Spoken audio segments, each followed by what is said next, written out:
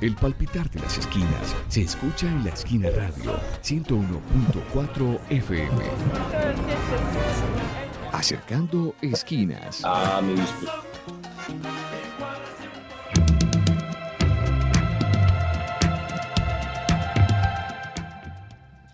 Hola, buenas tardes. Les damos la bienvenida nuevamente a este espacio de Acercando Esquinas, unas conversaciones de ciudad donde nos sentamos a hablar sobre el territorio, sobre lo que está pasando en Medellín, pero también en el Valle de Aburrá.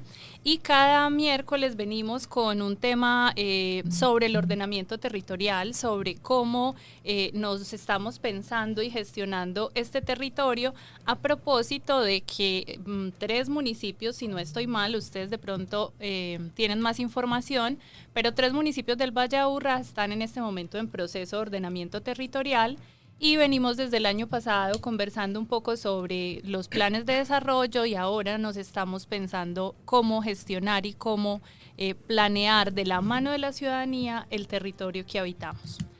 Hoy vamos a conversar específicamente sobre cómo se debe gestionar o más bien la gestión del riesgo en los barrios populares a propósito de las recientes situaciones que hemos vivido. Tenemos la más reciente en Granizal, pero también en Sabaneta, en Medellín han tenido distintas situaciones, en Bello también, y queremos entonces hablar un poco sobre qué significa esta gestión del riesgo. Me acompañan en este momento en cabina Carolina Moreno. Carolina es abogada y es coordinadora del área de defensa y territorio de la Corporación Jurídica Libertad. Carolina, bienvenida. Gracias por aceptar. A ustedes muchas gracias. Adolfo Taborda está también con nosotros. Él es técnico en gestión comunitaria y es coordinador del programa Derecho a la Ciudad y el Territorio de la Corporación Convivamos. Adolfo, bienvenido. Muchas gracias. A ustedes, tecnólogo. Es tecnólogo, perdón. Y tenemos a Andrés Felipe Manrique, está por acá conectado Andrés Felipe Manrique, que es el jefe de prensa del DAGRED. Andrés, ¿nos escuchas bien? Sí, los escucho perfecto. El dispositivo que tengo y te mandé no deja activar, me dice que no permite video. Te acabo de mandar para que no sé qué pase en el... Sí, con mucho gusto. Buenas tardes para todos. Gracias por este espacio tan chévere para poder compartir con todos ustedes, con la comunidad. Una buena tarde para todos y aquí estamos. Muchas gracias por la invitación. Bueno, vamos a tener con nosotros también a otra persona que se va a unir a esta conversación. Viene por ahí corriendo justo por los trancones que tenemos en la ciudad y esta persona es Julián Machado. Él es abogado, también es activista comunitario y hace parte de una organización que se llama Somos por Naturaleza, que se concentra su trabajo en la onda.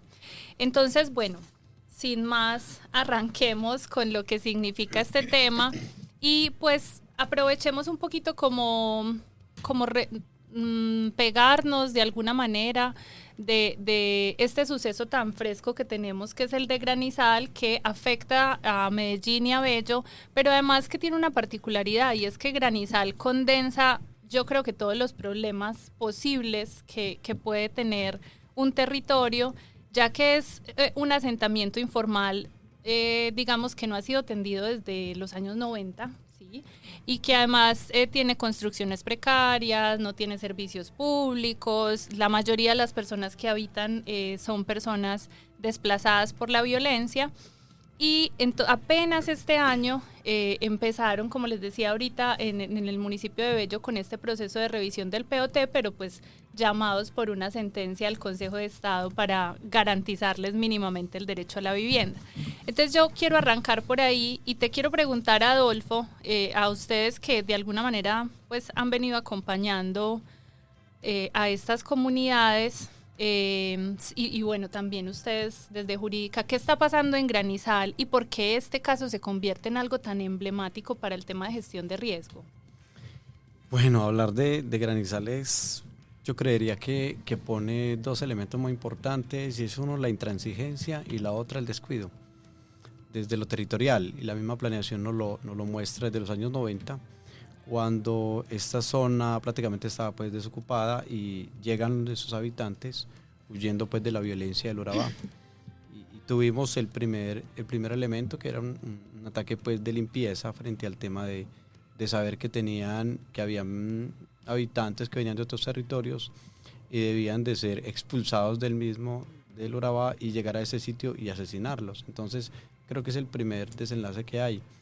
El segundo es la construcción sin orden territorial, y esa construcción sin orden territorial pues deja avanzar muy rápidamente. Yo creo que en 10 años se subió aproximadamente a 25.000 habitantes. En 10 años la construcción fue muy rápida, porque no solamente fue con temas de llegar a esos habitantes, sino también el loteo ilegal. Entonces comienza a avanzar muy ligero y teniendo prácticamente unos elementos que son no básicos para el territorio. Primero, el tema de conexión vial. Está ubicado en el kilómetro 7, 8 más o menos entre la carretera Medellín a Guarne, pero siempre ha sido una comunidad muy desprotegida porque ni siquiera su carretera ha sido pavimentada, empezando por ahí. Segundo, con unas inhabilidades frente al tema de desarrollo, frente al tema de agua potable, saneamiento básico, ninguno de estos elementos puestos ahí. Como lo decía usted, el segundo asentamiento más grande de Colombia, con 35.000 habitantes, 7 sectores, de los cuales todos, absolutamente todos, padecen de las necesidades más importantes. Inclusive, ellos ganan un derecho, creo que en el 2017, 2018, el derecho al agua potable por una decisión de la Corte Constitucional, y decían que tenían que ponerles agua a ellos. Pues creo que el único remedio que hizo EPM fue ponerles tanques negros para poder que ellos pudieran estar en eso. Y van a cumplir casi 7 años con el mismo tanque de agua y los mismos tanques de EPM llegando el agua hasta allá. Entonces creería que han habido desatenciones. El otro, la mala planeación territorial, la desatención desde el municipio de Bello. Claro, igual de todas maneras las administraciones funcionan de una manera distinta. Pero esto ha desembocado a esa construcción sin control hacia arriba y tocando prácticamente la ladera de esta zona, llegando al corregimiento de Santa Elena, que ya estamos prácticamente Copacabana, Santa Elena, Bello, toda esa parte arriba, y tocando elementos que son básicos de recursos naturales, que ya están puestos ahí, y cuando usted toca recursos naturales, cuando usted deforesta espacios, cuando usted hace que descubra prácticamente el suelo va teniendo este tipo de elementos, va sofando sus capas, y estas capas van mostrando la debilidad y la humedad prácticamente que se tiene. Y la construcción que se practica en estas zonas, prácticamente en todo el municipio de Medellín y otros barrios, ha sido una construcción popular. La construcción popular es una construcción que básicamente no cumple con una normatividad y construimos al convite. Hemos construido siempre así. Y la conexión de agua, pues claro, hay una conexión de agua ilegal. Esta construcción de agua ilegal, la conexión, ha generado también ese tipo de cosas. Muy, muy cortico para que la compañera también como que amplíe cositas sobre esto. Carolina, y yo además quisiera pues, si tienes algo que complementar de Granizal, de pronto pues que nos ayudes a entender por qué crees que se vienen generando tantos alertas, pues el aumento de alertas en este último tiempo en Medellín y también pues como en el Valle de Aburrá. Sí, digamos que un poco en clave de lo que ya venía diciendo Adolfo y como para dar continuidad al espacio, esto obedece a deudas históricas, ¿cierto? Y hay unas deudas históricas en relación a la exclusión social en ciertos territorios, al empobrecimiento de ciertas comunidades. Entonces, digamos que ha habido históricamente unas reivindicaciones desde los sectores populares por la vida digna, y esas reivindicaciones no son nuevas, son desde los años 80, 70 si se quiere, y están asociadas efectivamente a la planeación del territorio, a los servicios públicos, a la vida digna, a todas esas reivindicaciones históricas. Justamente, digamos a partir del 2020, un poco con la pandemia, eso fue una crisis humanitaria, la pandemia, y a partir de la situación que vivimos todos y muchos de los barrios, empezamos por ejemplo desde la Corporación Jurídica, la Mesa de Vivienda y Hábitat de la Comuna 8, a hacer el llamado al distrito de Medellín, a alertar que hay una crisis climática, y empezamos desde el 2020 a hacer el llamado al distrito, y no solo al distrito de Medellín, sino al Valle de Aburrá, a todo el área metropolitana, frente a que se declarara una emergencia climática y a la necesidad de que los territorios territorios fueran planeados en clave de acción climática, que digamos ya se había presentado justo en el 2020 una emergencia de una avenida torrencial en el barrio del Pacífico, también se presentó en ese año 2020-2021 en Prado Centro, en el corregimiento de Prado se presentaron también. Entonces, desde el 2020 para acá se viene haciendo un llamado, pero la gestión del riesgo, digamos un poco dentro de los componentes como dentro del mejoramiento integral de barrio, y repito, dentro de esas reivindicaciones históricas de los barrios autoconstruidos por la vida digna, porque finalmente los barrios han sido construidos por las comunidades, no por el Estado.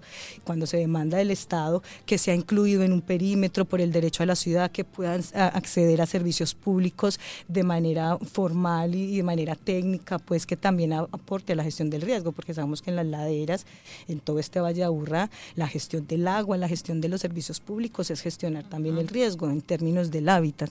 Entonces creo que esto, y para entender un poco por qué está pasando todo, sabemos que hay un cambio climático, hay una crisis climática que muchas veces se está negando desde las autoridades. Cuando las autoridades niegan que estamos en una emergencia climática, en una crisis climática, no buscan solución, porque no están atendiendo realmente. Entonces aquí es importante entender que hay varias variables o fenómenos que se juntan acá. Deudas históricas, que no se ha escuchado de la comunidad en las reivindicaciones y propuestas, porque las comunidades hemos construido propuestas en términos de ordenamiento territorial, hemos construido propuestas alrededor de estos temas que me imagino que más adelante hablaremos, pero entonces como para digamos, ir concluyendo eso, es el negacionismo de que hay una crisis climática, que hay una emergencia y que los efectos son diferenciales, que los efectos de las crisis climáticas, del cambio climático, son diferenciales para la población que se ubica, que está en situaciones de vulnerabilidad mayor o en condiciones de vulnerabilidad por el suelo de alto riesgo, o porque son mujeres, porque no cabezas de hogar, porque son niños, porque son adultos, por diferentes situaciones socioeconómicas, espaciales, ambientales, son diferentes, y por eso hay que hacer una atención diferencial. No es la misma la necesidad que hay que atender en el Indio, que hay que atender en Granizal, que en este caso, pues aclarando que la corporación jurídica de manera directa no acompaña el proceso de Granizal, nosotros acompañamos los procesos en Medellín de la Comuna 8, directamente también con una de las situaciones de emergencia ocurrida este año, el 22 de mayo, en Villatina, que recordemos justamente en el 87, ¿cierto, Adolfo? 87. Hubo también un asunto en Villatina, muy cerca, entre comillas, de lo que pasó, y desde eso las comunidades vienen, y sobre todo la Comuna 8 viene preparándose desde entonces frente al riesgo. Son los comités barriales de riesgos más fortalecidos. Adelante todavía. No vale que me descobija, perdón, dejo por aquí. Sí, ahorita quiero que nos concentremos más adelante en qué está haciendo la comunidad para gestionar el riesgo, porque además hay muchas experiencias que ustedes vienen acompañando, pero ahora quiero preguntarle a Andrés, si está por ahí. Sí, por ahí. Perfecto. Andrés, ¿cómo define la institucionalidad la gestión del riesgo? Y desde el DAGRED, ¿cuáles creen ustedes que son los puntos críticos que en este momento pues como más le preocupa a la ciudad? Elizabeth, gracias por tu pregunta. Como lo venían diciendo los compañeros en la mesa, creemos que en los últimos 20 años hemos pasado en este 2025 una de las temporadas históricamente más fuertes que hemos tenido en el tema de temporada de lluvias, con múltiples afectaciones. Si bien hay una incidencia de atención en lo que las comunas 1, 3, 8, 13, ¿sí? Como lo decían ahí, que incluso hay algunas comunidades mucho más preparadas y más estudiadas de la gestión de los desastres. Para nosotros digamos que tenemos la atención sobre toda nuestra ciudad, pero especialmente este año en esos puntos en los cuales les he mencionado y en los lugares ya conocidos. Incluso, Elizabeth, si quieres puedo por acá, les quiero presentar a Juan David Moreno, que es nuestro líder del equipo técnico, que me está acompañando acá por si alguna pregunta en aras, pues como ampliar la mala información, también lo podemos hacer. Entonces, Juan, bienvenido. Muchas gracias, Andrés, muchas gracias a la mesa, y gracias por este espacio, porque es muy importante. Estos días yo me voy a atrever a citar un versículo bíblico que escuché en una reunión de estos días con la comunidad, porque la comunidad dice, ve, qué bueno que esté el DAGRED, porque quiero conocer la verdad, porque la Biblia dice que conoceréis la verdad y la verdad os hará libres, ¿cierto?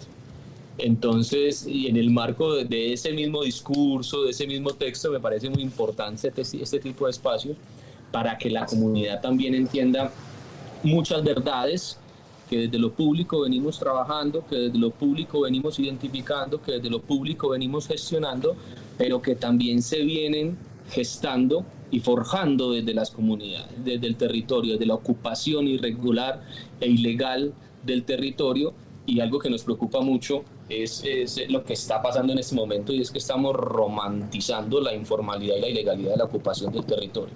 Y esto, y es la segunda pregunta que nos hacías, esto en un valle, en un territorio tan supremamente complejo desde el componente de amenaza, porque aquí convergen un montón de fenómenos amenazantes: inundación, movimientos en masa, avenidas torrenciales, sismos, el tema seráunico, el tema de precipitación, incluso eso es algo que vamos a estudiar y vamos a precisar con mucho más detalle. En el Valle de Aburrá, en el municipio de Medellín, y en Bello, por ejemplo, lo que pasó en Granizal, ocurre un fenómeno que es único en el mundo, y es el tema de la dunita de Medellín, de los procesos pseudocársticos que ocurren en la dunita de Medellín, en toda la ladera oriental. Y esto es algo que imagínate, pues, o sea, con bastantes problemas que tenemos en este momento, y tenemos unos fenómenos completamente atípicos en el mundo que ocurren en nuestro territorio. Entonces estamos en un valle donde las condiciones de amenaza son supremamente complejas, donde las condiciones de vulnerabilidad, la forma como hemos construido y como hemos edificado nuestras construcciones ha sido no la mejor, y tenemos datos, por ejemplo, desde el punto de vista de vulnerabilidad sísmica, tenemos que más del 80% de las edificaciones del municipio de Medellín son construidas en mampostería simple, y esto pues no tiene ningún tipo de resistencia, o tiene una resistencia supremamente precaria frente a un evento sísmico. Entonces tenemos unas condiciones de amenaza supremamente complejas, tenemos unas condiciones de vulnerabilidad muy, muy difíciles, y estamos generando una ocupación del territorio que genera una mezcla, y que al final lo que nos genera unas condiciones de riesgo supremamente altas, supremamente complejas de entender, de gestionar, de asimilar. Y yo me sumo a una palabra que utilizaba al principio el compañero, y es unas situaciones donde nos enfrentamos a comunidades o a condiciones sociales que entendemos perfectamente lo que decía Carolina, entendemos el tema de la ocupación. Entre el año 2020 y 2023 se generó una ocupación del territorio supremamente crítica, y ahorita podemos hablar de eso. Y ponemos unos ejemplos de lo que ocurrió entre abril y junio en el municipio de Medellín. En un 95%, bien sea la causa o bien sea el impacto, se da en estas ocupaciones irregulares e ilegales que se hicieron entre el año 2020 y 2023. Entonces tenemos unas condiciones de vulnerabilidad, de amenaza y de exposición supremamente preocupantes, y es allí entonces donde nosotros hoy tenemos que concentrar nuestro trabajo como DAGRED, como distrito, y esas son las mayores alertas que hoy tenemos y que hoy se están presentando. Bien, Andrés y Juan David, muchas gracias. Yo con lo que ustedes vienen diciendo, además porque yo sé que Juan David mencionó varios puntos que por acá los vi tomando nota y que seguramente tenemos muchas cosas que decir. Les voy además ustedes han apuntado a dos cosas muy importantes, y es que hay una relación directa, este tema de la gestión del riesgo con la planificación del territorio. Eso importa, es directamente, digamos que tiene un papel fundamental cómo se planea un territorio, con la prevención de desastres, con los riesgos, pero también con todas las problemáticas que puede tener una ciudad, como la legalización de los barrios o la vivienda informal, el acceso a servicios públicos, el déficit habitacional que tenemos en Medellín, justamente ahora que estamos en esta actualización del POT y donde no tenemos más espacio para crecer. Y hay una priorización, digamos, de la construcción de vivienda como más hacia el centro, pero eso que también encarece precisamente la vivienda. Entonces creo que todo eso nos va a llevar a hablar sobre el tema de planeación, y antes de meternos en esta discusión les voy a invitar a que hagamos una pequeña pausa. Pone su foco en la formulación del plan de desarrollo, en la incidencia técnica y política en la formulación del plan. Y bueno, yo creo que eso es un proceso de participación que se viene dando desde finales de 2022, Esto no es ahora, esto es hace ya rato, y que precisamente también las organizaciones y procesos comunitarios lo vienen haciendo siempre, ¿cierto? No es cada administración, sino que yo creo que las organizaciones sociales y comunitarias vienen pensando la ciudad todo el tiempo, ¿cierto? Estamos incidiendo todo el tiempo. Específicamente en este instrumento, desde el proyecto Medellín la Ciudadanía tiene la palabra, pues en un primer momento convocó organizaciones con un foco también de cuáles son aquellas organizaciones que históricamente también no han podido tener una voz en los procesos de construcción de ciudad, ¿cierto? Que han sido excluidos, no es que no lo tengan, sino que han sido excluidos de esta construcción de ciudad, una ciudad que también se ha construido a espaldas de la ciudadanía. Acercando esquinas, conversaciones de... Bien, volvemos a nuestro programa Acercando Esquinas. Hoy estamos hablando sobre la gestión de riesgo en los barrios populares y les cerraba el primer bloque invitándoles a que conversemos sobre la importancia de la planificación del territorio en la gestión del riesgo. Ustedes que han trabajado en estas comunidades, que acompañan a muchas organizaciones comunitarias y barriales en este tema de la gestión del riesgo, ¿cómo creen que se debería afrontar desde la planificación del territorio estas dificultades que estamos viendo hoy? ¿Quién se quiere lanzar? Bueno, aquí me hicieron caritas. Bueno, es muy compleja poder entender no solamente desde las comunidades cómo lo hacen. Pues las comunidades pueden hacer muchas cosas, las organizaciones pueden hacer muchas cosas, pero si no hay oídos es imposible también que todo lo que se haga pues sea visible. Uh-huh. Sin embargo, el proceso de la participación comunitaria ha tenido un poder muy fuerte, muy grande en el mismo territorio. Y cómo gestionar este tipo de cosas también se convierte en un asidero prácticamente. Es cuando un árbol entra a unas de río y vuelve a lo trizas y desarme prácticamente todo lo que es un territorio, cómo lo planea. Y recuerdo muy bien que mi papá, en el tiempo que era presidente, apoyaba el tema de la Junta de Acción Comunal, le decía a un presidente, es que en nuestro tiempo quien planeaba el territorio era el sacerdote, el médico, el profesor y posiblemente el de la estación de policía. Esos eran los héroes del territorio para planear. Pero cuando planeaban esto decían dónde quedaba la escuela, dónde quedaba la cancha, dónde quedaba la iglesia, dónde quedaba la Junta de Acción Comunal y dónde quedaba el espacio de recreo para los niños. Y eso era palabra escrita y palabra hecha. ¿Por qué? Porque habían acuerdo de palabra. Pero ahora ni siquiera un acuerdo de palabra se puede tener para poder planear un territorio, porque hay un desorden. Vamos a ponernos un ejemplo. Topográficamente la Comuna 1, la zona nororiental, no es la mejor topográficamente para tener una excelencia de topografía y poder construir muy buenos espacios.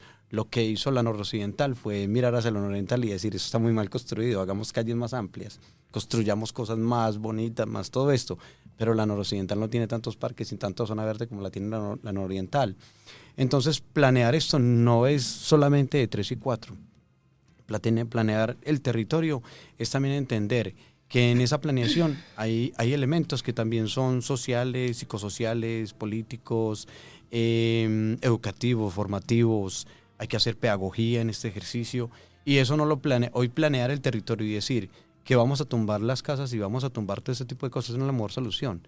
La solución es plantear realmente cómo mejoramos el tema de vivienda también en el territorio. Es que llegamos y decimos es que las casas no están bien construidas y hace más de 50 años quedaron construidas sobre el ladrillo básico, pero ese ladrillo básico ha soportado más que la misma biblioteca, la antigua Biblioteca España, hoy llamada Santo Domingo, que se le ha caído la fachada, ninguna de las casas de Santo Domingo le ha caído la fachada. Esto también habla de cómo se construyó el barrio, cómo se planeó el barrio también, en la mirada desde esa conciencia de la corresponsabilidad. Y los mismos que construyeron los barrios populares, que fueron nuestros padres, nuestros abuelos, todos ellos son los mismos que han construido el poblado. Uh-huh. Ellos mismos han puesto la mano de obra en el poblado. Y cuando hablamos de cuando ya nos metemos a la geología, hablar de la Dumita, pues hablamos que no solamente es la nororiental, eso viene desde Bello, es una franja muy larga que viene desde Bello, pasa por la nororiental y llega hasta el poblado, pero en el poblado también se puede construir, porque no es una de alto riesgo, es una de alto costo, hay que meterle muy buen billete para esto. Entonces yo creo que es que no solamente hay que planearlo pensando como si fuese un modelo de ciudad, hay que pensar, hay que ver que aquí hay muchas ciudades, hay que entender lo que es la ciudad popular, la ciudad del centro, la ciudad del sur, y este tipo de cosas nos hace pensar realmente que es que creeríamos que están pensando en la planeación para diferentes ciudades. No están pensando en la planeación para una ciudad completa. Y así lo vemos desde los barrios populares, desde las organizaciones. Creemos que están planeando una sola ciudad. Y eso hay que mirarlo muy, muy minuciosamente para poder entender que el barrio popular se planea también de una manera diferente y se escucha de una manera diferente. Entonces son muchas planeaciones las que están ahí.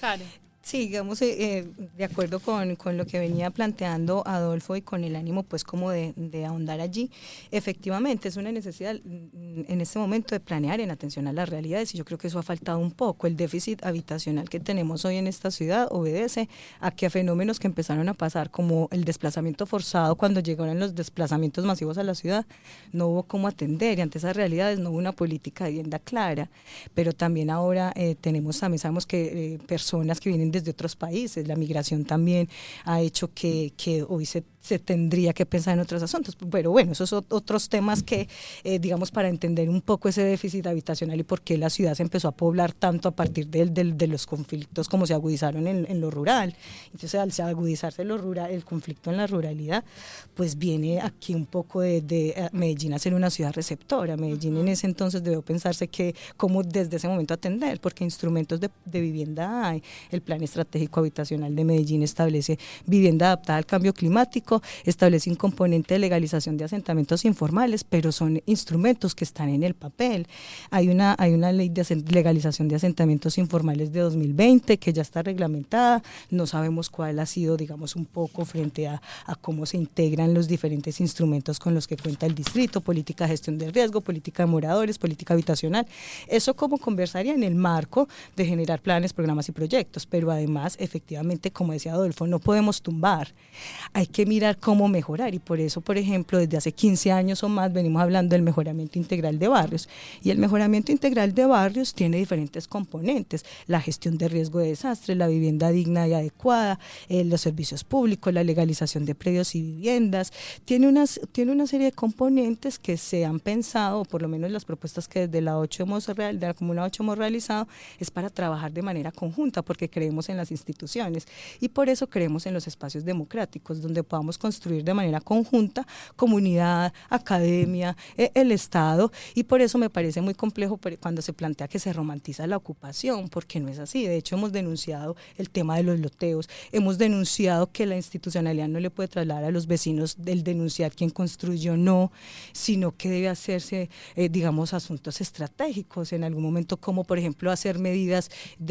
ambientales en el Cerro Pan de Azúcar evitarían un loteo el día de mañana, por decir algo, cómo poder generar procesos de agroforestas o asuntos, bueno, ya miramos otras propuestas, pero para volver otra vez como a anclarme, el tema de la planificación, de la gestión del riesgo efectivamente tiene todo que ver con la planificación del territorio, con qué lentes, cómo se mira en atención a las necesidades reales de la ciudadanía o de quienes habitan Medellín, porque hoy hay una sensación de que esta ciudad realmente, como le decía, no solo se planea para algunos, sino que está en manos, digamos, incluso de personas que no viven acá, ¿cierto? Este fenómeno de la turistificación y todos estos otros aspectos pues que también inciden en aspectos como lo de la vivienda, ¿cierto? Que es uno de los componentes que hablamos de la necesidad de cuando se piensa el distrito de Medellín, una ciudad que sea incluyente, que no excluya algunos sectores históricamente, que somos finalmente los sectores populares, los que nos hemos sentido excluidos, ¿cierto?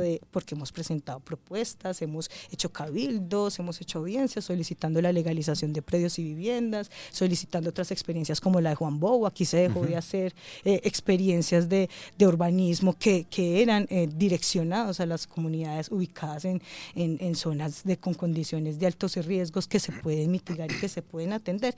Entonces un poco como verificar que hay una serie de instrumentos, incluso aquí en la planeación del territorio, yo tiro el titular de una vez porque siempre lo tiramos, hicimos un cabildo abierto con el ánimo de generar más instrumentos que aporten a la planificación en clave de las necesidades de las comunas. El Plan de Desarrollo Local de la Comuna 8 prioriza el eje de gestión de riesgo y también creamos, en conjunto con la Junta Administradora Local, la Mesa de Vivienda, la Corporación Jurídica, en ese entonces también varias organizaciones con el Movimiento de Laderas de Medellín y entonces movilizamos este acuerdo local que tiene líneas estratégicas para la gestión para la planeación del territorio y la acción climática, o sea, planear el territorio en clave de acción climática, con ejes estructurantes que son históricos, pero también con propuestas para la gestión del riesgo de desastres que son complementarias y la administración lo tiene, ¿cierto? Desde el 2023, como un instrumento que hemos propuesto fuera complementario al plan de desarrollo, que es un instrumento de planificación, y ahorita en marco de la revisión del POT, que también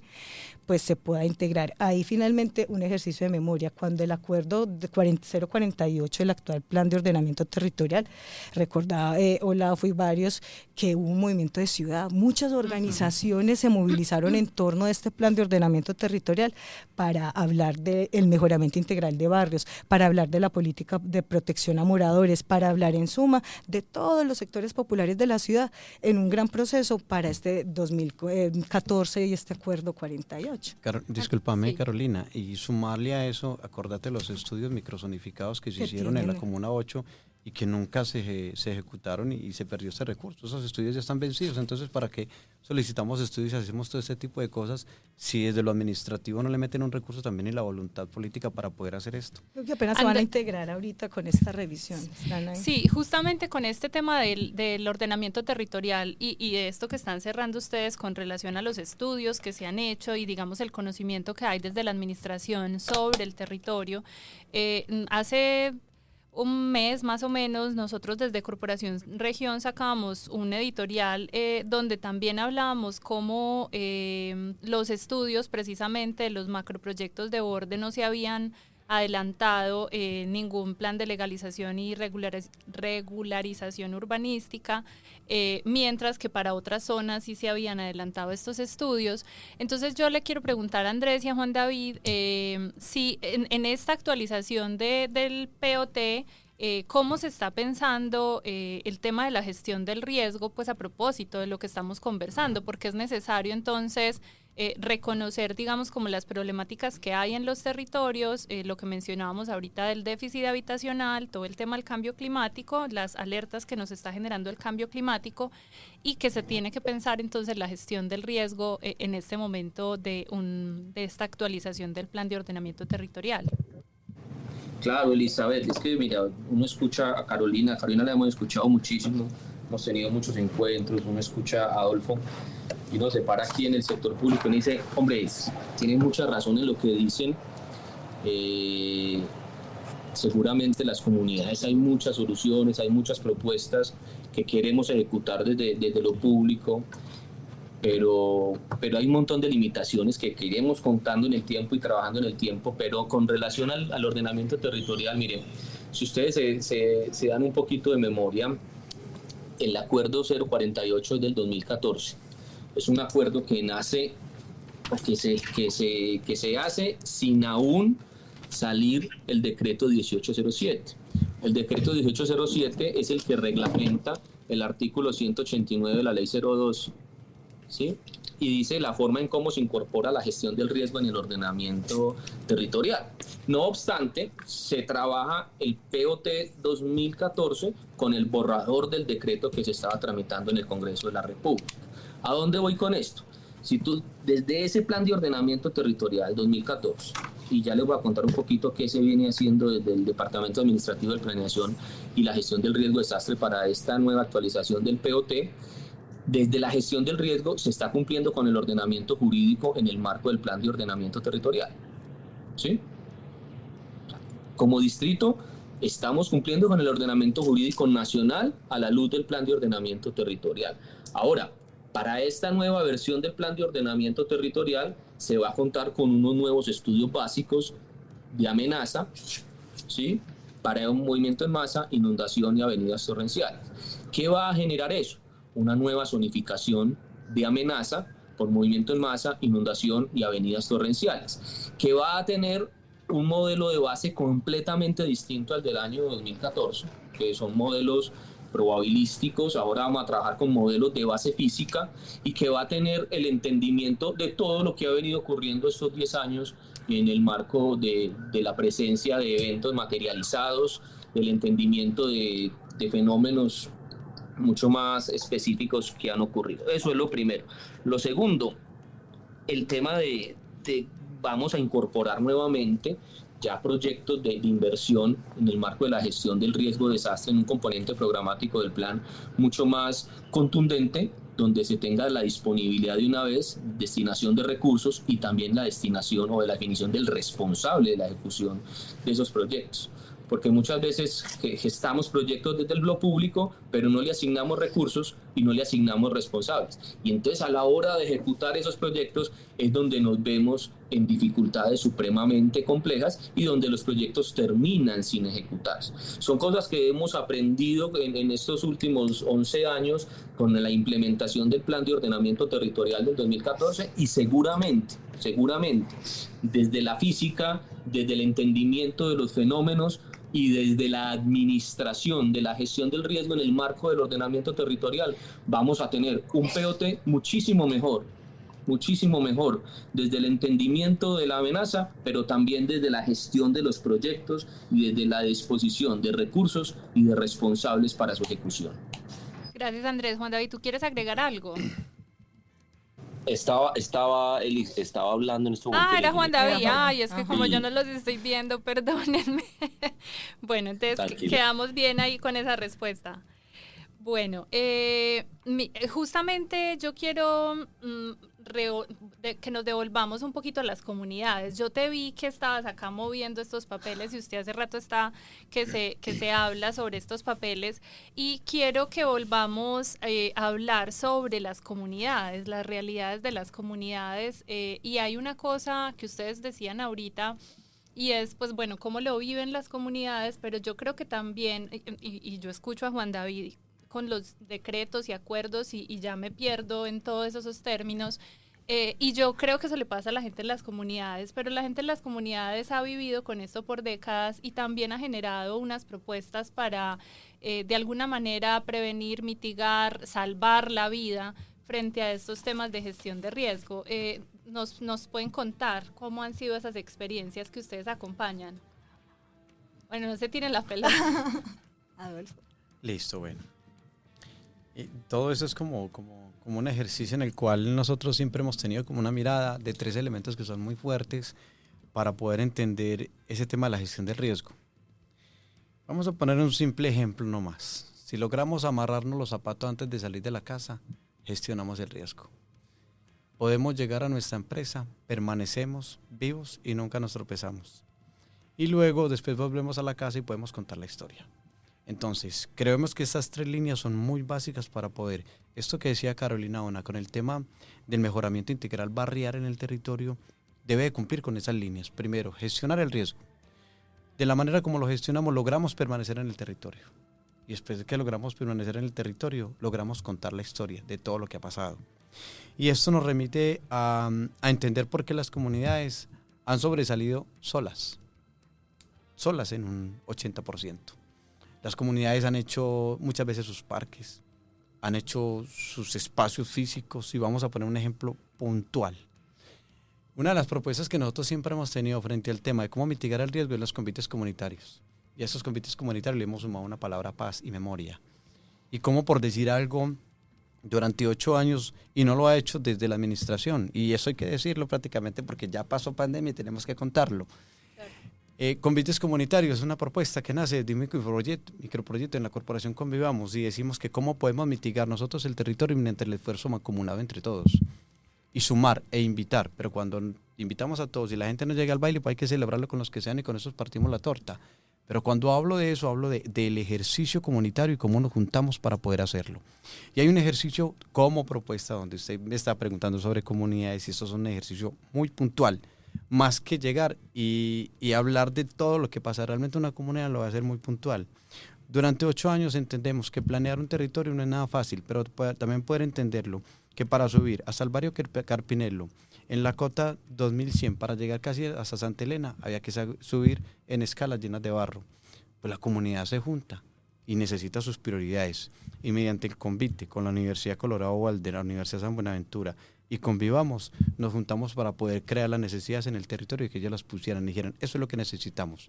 Y durante 4 años con ellos construimos escalas, casi 280 metros de escalas, en los cuales mitigamos ese espacio que ellos tenían. Poder subir hasta allá era muy complejo, pero también se logró ponerles el alcantarillado y ponerles para la futura agua potable a esas comunidades. Y quiero darles esto. Puede sonar irresponsable, pero hay que decirlo. lo hicimos, una parte de eso lo hicimos durante pandemia. Mientras en otra parte estaban pensando en comer, allá estaban pensando en hacer sus escalas para poder llegar hasta sus casas. Pero además mucha gente tenía que seguir saliendo Claro. a pesar de la pandemia. Claro, y entonces construimos parte de eso también. 2019, 2022 hicimos 280 metros de escalas. Y para decirles a ustedes que esa era una de las necesidades. Y esa necesidad, cuando hasta allá no llegaba ni siquiera el gas. Y vale la claridad que hoy esa comunidad inicia ya con conexiones de gas. Y eso no lo hizo la administración pública. O sea, ahí teníamos mano de obra con la comunidad. Mano de obra comunitaria, un ejercicio comunitario, un potencial fuerte para poder construir mancomunadamente. Y el segundo ejercicio es como en la onda, tiene su propia cancha, esta cancha ni siquiera es del INDER. O sea, son cosas comunitarias que han construido esos lugares de memoria, sus espacios en los cuales también estuvimos 2 años allá construyendo lugar de memoria, baterías de baño, cocinas, lugar para el encuentro y huertas comunitarias. Y tiene su propia cancha. Esta cancha ni siquiera está matriculada con el INDER. Y la cancha está encerrada, bonita, todo ese tipo de cosas. Y han hecho trabajos en la Onda, en la Cruz, temas de gestión de riesgo y planificación. Y en Bello Oriente hay unos elementos fuertes porque creo que es uno de los barrios en la zona oriental que tiene su plan barrial frente a ese tipo de cosas. Pero ocurre un fenómeno muy grande allá y en el 2019 llegó una empresa alemana con Inforis y Urban a construir un tema de monitoreo para el movimiento de masa, ocurrido en años anteriores cuando ocurrió ese deslizamiento. Con tristeza, después de haber hecho todo este ejercicio durante varios años, los responsables de poder asumir este tipo de sostenibilidad era el DAGRED, el CIATA y otros administrativos. Entonces, la comunidad pone unos ejercicios y pone su apuesta para poder que entre todos lo hagamos. Pero entonces, ¿dónde está la conexión realmente? Con la institucionalidad, la conexión para poder darle sostenibilidad a este tipo de procesos.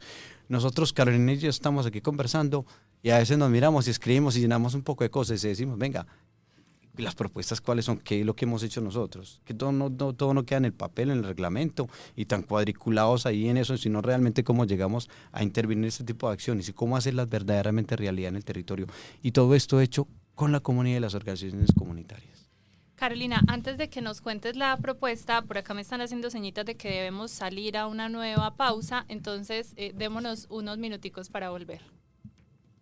Colombia ha sido pionero, Colombia ha tenido desarrollos normativos y legislativos, ha firmado toda la convención, pero también ha hecho leyes y bueno, muy significativo el espacio. Ahí Colombia va a presentar un plan de acción con 6 ejes más o menos, pues, pero es muy preocupante que a pesar de que hicieron una gran consulta nacional, cuando nosotros vemos el documento final, lo vemos muy desprovisto de muchos de los aportes que se hicieron desde pueblos indígenas, comunidades campesinas, pueblos y comunidades afro, desde inclusive sectores de la academia y del movimiento ambientalista en sus distintas vertientes, porque imagínense que va a haber 4 COPs alternativas, 4 sí.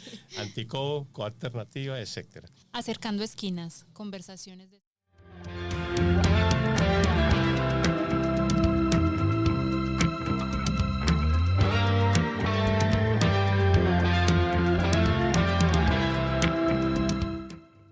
Bueno, volvemos Acercando Esquinas y estamos conversando sobre las experiencias y las propuestas que hacen las comunidades para gestionar pues el riesgo y salvar la vida. Carolina, tú nos ibas a contar sobre algunas experiencias. Sí, un poco también, obviamente en clave también de lo que las prácticas comunitarias, eso hay que valorarlo y son la gente la que ha construido, pues repito, sus barrios, sus espacios y pues el Estado, las organizaciones sociales, todos los que llegamos, pues llegamos también en ese aporte conjunto, pero reconocer la valía de quienes están ahí comunitariamente. Efectivamente, les contaba que, por ejemplo, desde la Comuna 8, desde hace 15 años venimos haciendo el uso de los mecanismos de participación ciudadana como cabildos abiertos y audiencias públicas con el fin de poder poner en lo público esas propuestas, pero también preguntar para estar informados. En el marco y en todas estas historicidades hemos efectivamente, como les decía, propuesto el tema de mejoramiento integral de barrios, con todos los componentes se han elaborado las propuestas, justo con los estudios microzonificados de suelo que refería ahorita Adolfo, de la Comuna 8, desde la Mesa de Vivienda se movilizó para que en el marco de los programas de presupuesto participativo se realizaran los estudios microzonificados de suelos, que esos son estudios de detalle de cómo está la situación del suelo en la comuna, y eso dio lugar a que se pensaran y saliera la propuesta de 8 medidas de mitigación de riesgos para la Comuna 8. Estas 8 por la 8, que es la campaña con la que movilizamos todo el Cabildo Abierto, son propuestas que nosotros, digamos, no nos sacamos de la manga, como se dice, de un día para el otro, sino que aparte que hace parte de lo histórico del trabajo de las prácticas comunitarias del convite y demás, del hacer en el territorio, salen de los mismos estudios, ¿cierto? De lo técnico, porque los estudios, que me parece muy importante lo que decía ahorita Juan David, de que en el marco de la revisión se estén haciendo estas actualizaciones, porque eso nos dará una situación real para poder hacer una atención real en donde sea posible. Entonces, estas 8 por la 8 que se presentaron a la institucionalidad buscan ser medidas que se puedan, si bien salen de los estudios de la 8, son aplicables a cualquier territorio, a cualquier lugar. Incluso los compañeros de Somos por Naturaleza en su Casa de la Onda las apropiaron también, y eso es muy valioso porque eso es lo que se busca en la colectividad de los sectores populares, el intercambio de experiencias y cómo las apuestas pueden colectivizarse entre todos. Entonces estas medidas de 8 por la 8, por ejemplo, ya hoy los compañeros también de la 3 las vienen apropiando, pero eso la podrían hacer en cualquier parte del distrito. Tiene el tema de manejo de aguas lluvias, limpieza de cunetas y quebradas, monitoreo y sellamiento de grietas, control de la erosión, en fin, un sinnúmero de propuestas que salen acá, y como les hablaba ahorita, las históricas en relación a los servicios públicos, en relación a la legalización, a los planes de legalización y regularización urbanística, que son tan importantes. Pero quiero cerrar esta parte de las propuestas y del hacer de la comunidad. No solamente resaltar lo que obviamente históricamente hemos hecho desde Convivamos, las organizaciones de la nororiental, que son muchas, o desde la 8, desde la 3. Esta ciudad tiene un gran espíritu organizativo. Esta ciudad en su interior, en las comunidades, en los barrios, tienen múltiples formas de organizarse, y cerrar con esta experiencia de hace 2 años, en el 2023, hicimos un diplomado con la Universidad Nacional, la Corporación Jurídica y la Moradía, que es un colectivo de arquitectas, a nivel de la ciudad, y conocimos experiencias organizativas en diferentes lugares: Granizal, Blanquizal, en la Comuna 9, en la 6, hay en la Loma, en los corregimientos, todos alrededor de propuestas medioambientales, alrededor de estas prácticas comunitarias como el convite. Es increíble la riqueza que tiene esta ciudad, que no la conocemos, o sea, realmente no conocemos la potencialidad de lo que hay en las organizaciones, en la barriada, pues, y en los sectores populares, asociado a toda la cultura, el riesgo al ambiente, porque entendemos, y decir esto, la multidimensionalidad del territorio. O sea, el territorio es una construcción social, que no es solamente un asunto geoespacial o ambiental, es comunitario, es cultural, es político, es étnico, es plural. Entonces creo que ahí hay que reconocer que el territorio urbano y los barrios también lo son. O sea que tenemos mucho para recoger y para que esta actualización del plan de ordenamiento territorial realmente satisfaga las necesidades que tenemos como ciudad, con todas esas experiencias y conocimientos previos que ustedes pues ya nos han señalado, las comunidades vienen trabajando y recogiendo. Oigan, yo tengo que decirles 2 cosas. La primera es que, como ven, pues el compañero Julián no alcanzó a llegar, entonces él pues se disculpa. Yo lo debí decir hace un rato cuando me llegó pues como la nota, pero estaba por acá muy conectada con la conversación. Y lo segundo es que se nos acabó este programa. Nos quedan unos pocos minutos para terminar. Y entonces quiero que cerremos este programa invitándoles, y quiero comenzar pues con el DAGRED, invitándoles a que nos cuenten si pudieran en este momento como priorizar una acción para cambiar como lo que viene, digamos, lo que no viene funcionando, o para profundizar un poco más lo que viene funcionando en la gestión del riesgo. ¿Cuál sería esa acción? Y esa misma pregunta pues se las quiero hacer a ustedes. ¿Qué pudieran priorizar para la gestión del riesgo en Medellín? Elizabeth, muchas gracias. De verdad que muy enriquecedor escucharlos y ver cómo la comunidad se ha apropiado de esto que es la gestión del riesgo de desastres. Sin duda alguna, siempre pensando y de primera mano todo pues por cuidar la vida de nuestra comunidad, por pensar en las comunidades vulnerables que han llegado allí por una u otra condición, no porque quieren, sino porque precisamente en el Consejo de Medellín lo tocábamos, y era porque en muchas ocasiones no tienen más dónde ir, ¿cierto? y es el tema de saber que estamos ahí pues como de primera mano para poder apoyarles. Yo quisiera que el ingeniero Juan David nos hablara de un tema muy importante que tiene mucha preponderancia ahora respecto a lo que tú preguntas, y son los sistemas de alertas tempranas. Juan. Gracias, Andrés. Sí, mire, cuando yo escucho a Carolina, yo me lleno de emoción, hombre. Caro, no, te acabamos de responder un derecho de petición jugosísimo. Me llegó. Pero uno dice qué berraquera, una palabra bien paisa, qué berraquera, porque esta gente sabe lo que hace, sabe lo que dice, sabe lo que pregunta, y uno también tiene que saber lo que le responde, porque es una comunidad con la que es muy bueno trabajar. De hecho, conversar. De hecho, miren, yo les puedo decir que el 70% o más de los recursos de mitigación del riesgo de los últimos 2 o 3 años del DAGRED han sido para la Comuna 8.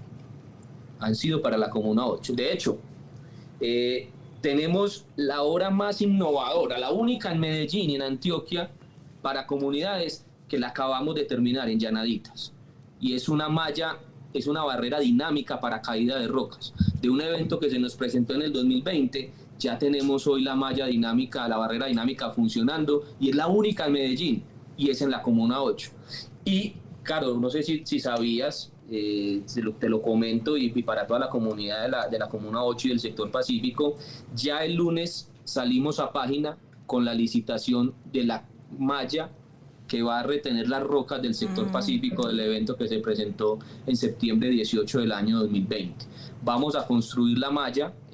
La malla lo que va a hacer es mantener las rocas allá en el escarpe o en el cauce de la quebrada La Rafita. Si bien es difícil por temas presupuestales, en fin, hacer el canal, pero por lo menos vamos a hacer y a comenzar por la malla para proteger toda la vida de las comunidades que están expuestas en la base del cerro, porque al final lo que puede comprometer la vida hoy de ellas es la caída de las rocas. Entonces vamos a salir con esa obra este año. Es una obra que va a estar por el orden de los 3.000 millones de pesos, de los cuales 1.500 son de presupuesto participativo de la Comuna 90, porque ahí hay una parte del territorio que es Comuna 90 y la otra es Comuna 8. Pero entonces, mire, esto de la 8 por la 8 son un montón de cosas que hemos trabajado con Carlos Velázquez, con Robinson, con Carolina, con toda la comunidad de la comuna, y nos ha motivado muchísimo, y por eso hoy la comuna donde más invierte en gestión del riesgo de desastres es en la Comuna 8. Segundo, con relación a la pregunta de Elizabeth, mire, de muchas cosas que hemos aprendido, porque en la gestión del riesgo de desastres hay un montón de ideas, de teorías, pero que en la realidad y desde lo público se vuelven utopías, ¿cierto? Y si hay algo a lo que le vamos a apuntar en este momento, y le estamos apuntando en el actual plan de desarrollo, es a los sistemas de alerta temprana. La administración de Federico Gutiérrez tiene una meta de 40 sistemas de alerta temprana nuevos para inundaciones y avenidas torrenciales. Ya vamos en 12, este año terminamos 20 y en los próximos 2 años vamos con 20 más para llegar a 52 sistemas en el 2027, porque partimos de 12, que era la línea base que teníamos en el año 2023. Eso es fundamental porque es el instrumento a nivel mundial que hoy más se dispone para la protección de la vida frente a inundaciones y avenidas torrenciales. Y cuando nos damos cuenta que hacer reasentamientos, que evitar que ocupen las inmediaciones de las quebradas se vuelve tan complejo, pues hombre, desde el DAGRED decidimos apostarle a los sistemas de alerta temprana para proteger y salvar la vida de las comunidades, número 1. Y segundo, fundamental, y esto es un trabajo que tiene que ser de manera muy articulada y con toda la corresponsabilidad que define la ley 1523, y es la ocupación del territorio. Podemos tener el mejor plan de ordenamiento territorial, podemos tener las mejores políticas, los mejores modelos, la mejor intención, pero si desde la comunidad no tenemos la corresponsabilidad en la ocupación irregular del territorio, es muy difícil que Medellín tenga un futuro diferente. Alan Laverne lo decía por allá en 1990, si un país en vía de desarrollo no gestiona el riesgo de manera correcta, nunca va a pensar en desarrollo. Y eso es algo que tenemos que interiorizarnos como comunidad, como distrito y como país. Y con respecto a lo que decía Adolfo, ya se nos acabó el tiempo de InformaRIS. Hombre, nos invitan en otra oportunidad y les contamos la verdad de lo que pasó con InformaRIS. No es que no hayamos querido, es que no pudimos por la forma como ingresaron los equipos al territorio. Pero no vamos a dejar a la Comuna 3 solos. Ya tenemos planteada otra estrategia, estamos desarrollando algo que próximamente les contaremos, algo que es único a nivel nacional, y vamos a comenzar a desarrollar sistemas de alerta temprana por movimiento en masa. Es algo a lo que le estamos aportando, a lo que le estamos apostando, donde estamos enfocando todos nuestros esfuerzos, y a lo que el alcalde nos pidió en esta última calamidad: hagan lo que tenga que hacer, pero tenemos que generar estos desarrollos y la comunidad tiene que dormir más tranquila. Entonces nos invitan en otra próxima oportunidad para contarles lo que pasó con InformaRIS. Claro que sí, gracias Andrés y gracias Juan David. Chicos, chicas, en 2 minutos, ¿qué priorizarían? Bueno, no, pues yo tengo esa 20 cosas aquí. 2 minutos. Bueno, lo primero es agradecerles pues a todos por la invitación. Carolina, muy rico por la jurídica aquí, los chicos del DAGRED. Y yo tengo un elemento fuerte que yo creo que es que no trabajemos solos, o sea, hagámoslo juntos. Para eso es el convite, porque juntamos, porque invitamos, porque lo hacemos todos juntos. Y también la administración tiene la voluntad política, tiene el recurso, y nosotros tenemos la capacidad en el territorio de poder hacer cosas juntos. Lo otro es que piense muy bien frente al tema de prevenir. Prevenir el riesgo es mucho más barato que atenderlo. Y no solamente de lo técnico, de la tecnología. Recuerden que hay unos comités barriales en el territorio que los tienen sueltos, vacíos, que tienen un conocimiento muy bueno y tantos años capacitando en información. Hace 10 años no los forman, no los capacitan, no los instruyen, no les entregan dotación, nada de esto. Ellos no son para atender eventualidades, ellos son para prevenir. Entonces nos estamos quedando solamente en los instrumentos que realmente podemos planear y ponerlos en el papel, pero el territorio y la comunidad es la que sabe dónde está la roca y dónde está el movimiento de masa. Escúchenlos, por favor. Entonces, es la invitación también desde el territorio y desde la zona nororiental. Estamos dispuestos a eso. Gracias, Adolfo. Caro. Bueno, y como estoy de acuerdo con la importancia de los sistemas de alerta temprana, con la articulación de las instituciones y la prevención del riesgo, pues como complementar otras acciones prioritarias que complementen, y efectivamente para no salirnos del tema, la planeación. Creo que el volver a planes de legalización y regularización urbanística, hacer el tema como ese sondeo a la caracterización de los asentamientos, ocuparse también de aspectos, ordenamientos de vivienda, ayuda también en el tema de la prevención y gestión del riesgo, el tema de los servicios públicos domiciliarios, y efectivamente una acción real de la institucionalidad por seguirle. Yo sé que, y gracias Juan, porque yo sé que se hace un esfuerzo porque en la gestión del riesgo haya presupuesto, pero creo que hay más, que es necesario en un contexto de crisis climática y de cambio climático, que los recursos se reinviertan y se prioricen hacia la gestión del riesgo, así tal vez en obras de infraestructura sea menos, así en otro tipo de activación de clúster sea menos, ¿cierto? Entonces creería que también por ahí sería interesante priorizar acciones desde el distrito. Bueno, yo les había advertido que tenía 1000 preguntas, así que se nos quedaron un montón, pero les agradezco muchísimo la disposición y la conversa. Creo que fue un espacio súper enriquecedor. Qué bueno que Juan David también se unió a la conversación, y gracias Andrés por estar, por generar ese vínculo, y a ustedes también por estar atendiendo esta invitación, y esperamos entonces seguir conversando. Muchísimas gracias, y a ustedes les esperamos el próximo miércoles en Acercando Esquinas. Gracias, una buena. Hasta luego, un abrazo. Muchas gracias. Gracias.